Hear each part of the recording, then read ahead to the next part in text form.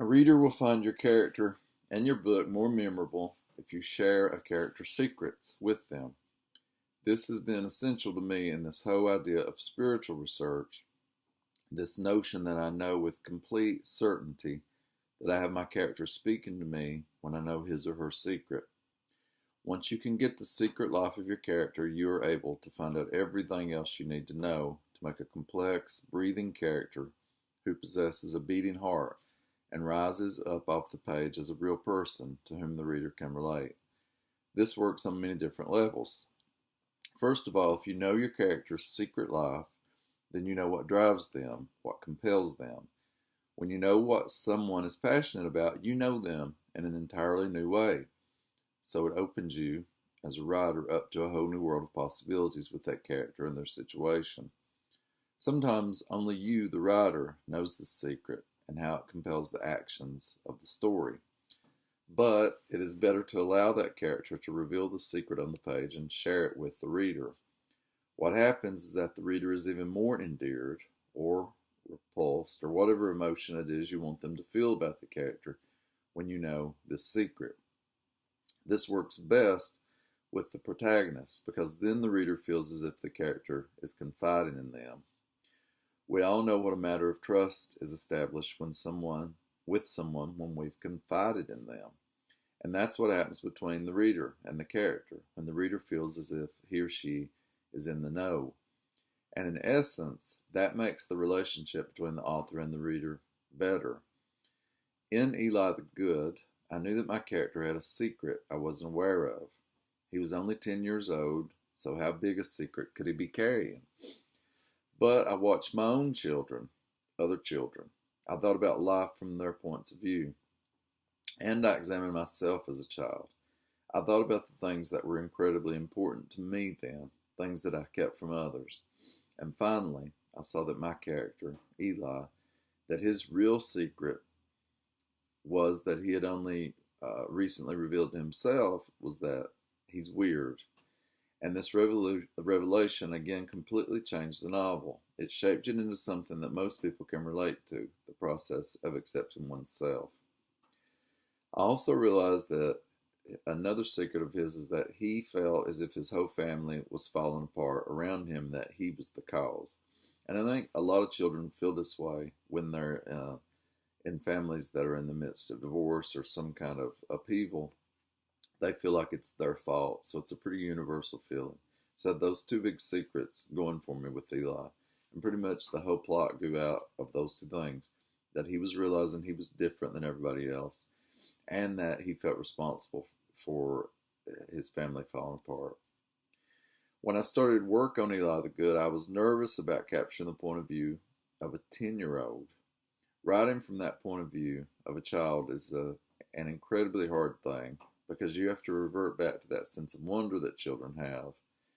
At the same time, you never want to condescend to your character or to children, period.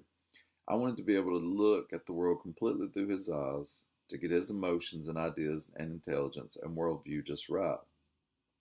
One thing that was absolutely pivotal in me capturing the child's voice was that I was lucky to have two young daughters, one who is now 22 and one who's now 19. But at the time, they were much younger, around 8 to 10, somewhere in that area. They both had a keen interest in photography, and they were always taking pictures. And this was just when digital cameras started to come into being. So, you could just take as many pictures as you wanted to and not waste film, which was very new at the time. One day, they had been out with this little digital camera we have, and they came back in with a picture of some plastic cowboys, Indians, and soldiers that children have been playing with for generations. Now, at this point, you should be looking at some pictures that I've given to you in some fashion. Either I've given them to you as a PowerPoint on Dropbox, or I've just posted them on Blogger for you, so you can look through these pictures that I'm pointing to. So the first one is of these plastic cowboys, Indians, and soldiers. When I saw this picture, I knew that I was seeing something my main character, Eli, would have related to, and I knew that I had to use these in the novel. It was the perfect little detail because the book was very historical in tone.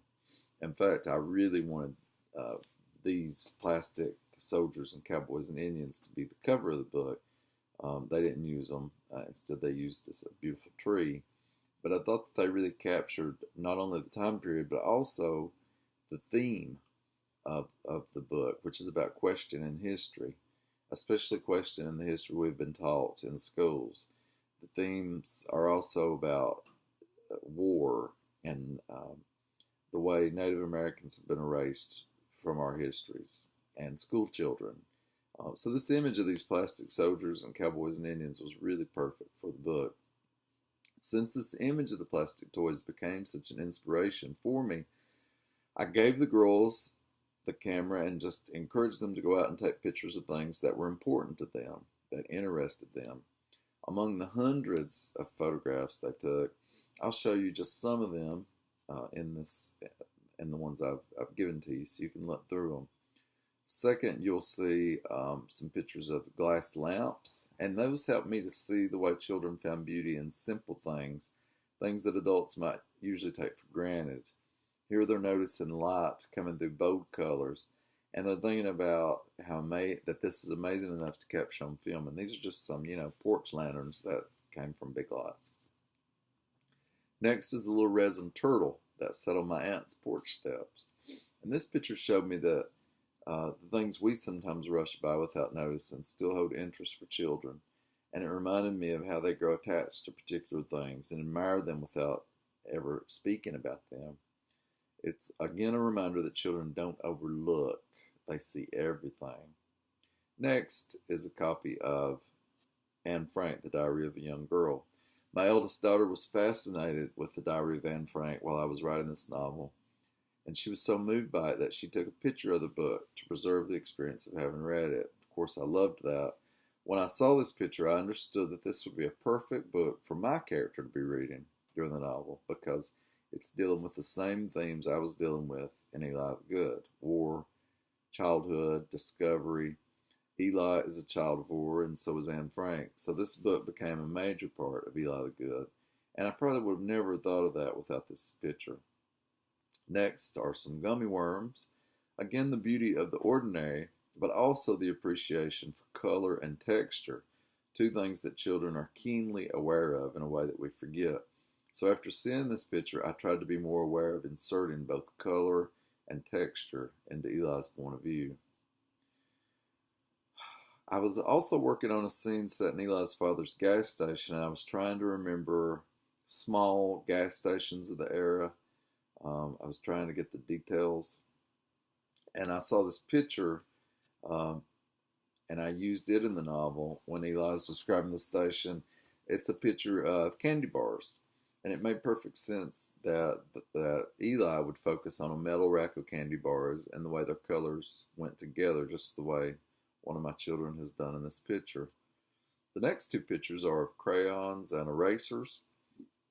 It's easy to forget how important particular things were to us in our childhoods. These two photos reminded me of how important coloring was to me as a child, the act of creation. I had a pivotal scene where Eli is listening to his mother while she completely reveals her heart to him. But it didn't seem right for him to just be sitting there looking at her. He needed to be doing something. After seeing this picture, I had him fishing crayons out of a large tin and coloring. So I killed two birds with one stone. I showed him as a child coloring, and I also gave him something to do while his mother carried the majority of this scene. By the way, it's very hard for me to say the word crayons. It doesn't feel very natural in my mouth. We would have never called them that in my culture. We would have called them colors. Next picture you'll see was taken in my mother's pantry, and this one just reminded me of the importance of food to children. They eat all the time, and they think about it all the time. In this case, my younger daughter has photographed two of her favorite things: moon pies and SpaghettiOs. Not very healthy, but, grandmother's pantry, you get to do what you want. In a pivotal scene of bonding between Eli and his mother, I used food as the thing that joined them in that moment. Next are some Star Wars figures. Amazingly, when I saw this picture, I realized that I hardly ever showed Eli playing with toys in the novel. So this inspired me to put in more scenes like that. Since Star Wars hadn't come out in 1976, Star Wars didn't come out until the next year, and I knew that by doing real research. I had him instead. I found out what the most popular action figure of 1976 was by doing some research, and it was a Muhammad Ali action figure. Was the number one action figure for boys, and that worked really perfectly since Muhammad Ali was a pivotal part of my childhood and anybody who grew up in the 70s or 80s. Next, you'll see my daughter's CD collection in this guitar-shaped shelf. The fact that they took a picture of this reminded me of how important music is to people, especially children.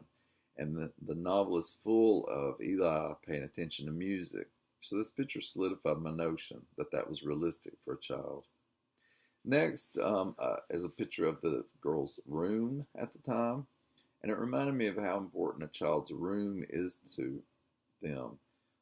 It's a hiding place, it's their private place, it's a place of self-expression. And here that self-expression is evidenced by my daughter's insistence on decorating the entire room with images from Napoleon Dynamite. Sort of gives you an idea of when this was taken. They've since moved on. Their walls evolved. It went on to be posters of things like Twilight, Harry Potter, President Obama, whom they loved, Lady Gaga. This picture nudged me into showing Eli alone in his room often throughout the book, and those are among my favorite scenes in the book, the scenes where you really get to know him. I'm not sure I would have done that without being reminded by my daughters of the importance of the room. More toys you'll see as you go on through the pictures.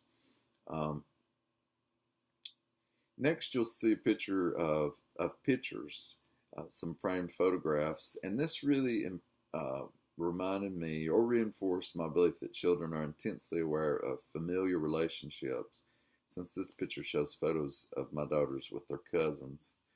There's also a picture of my daughter's game closet, and this was really pivotal because it showed the way a child sees the world, which is almost always by looking up at things.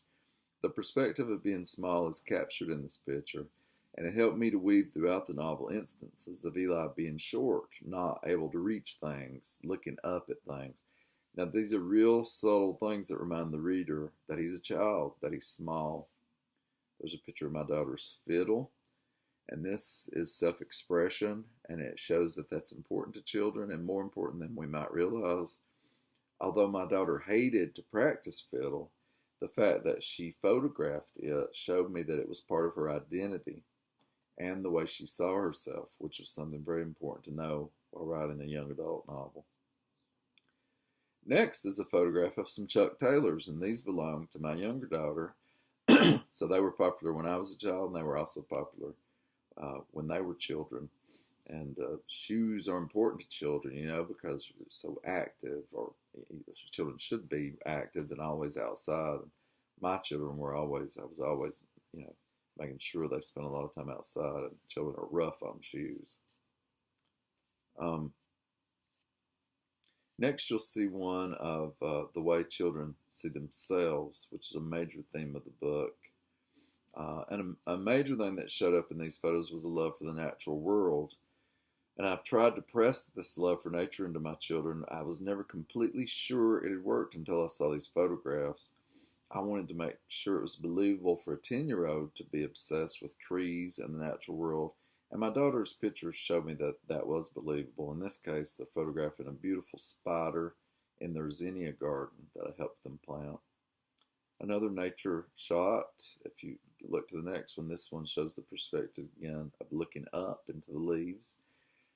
Next, you'll see one of looking down and looking very closely, a reminder of how the smallest thing does not escape a child's interest, how curious they are, how in love with the world they are. In this case, they've photographed a feather.